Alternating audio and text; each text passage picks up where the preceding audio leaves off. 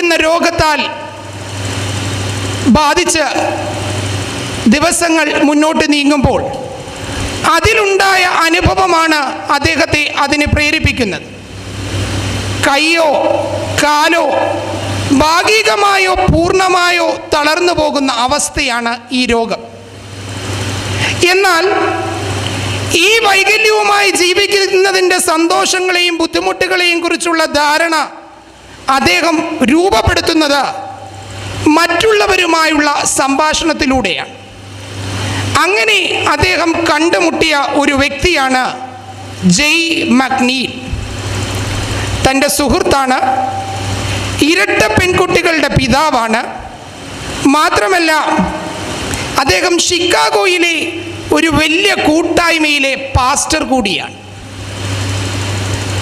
അദ്ദേഹം ഒരു ദൈവശാസ്ത്ര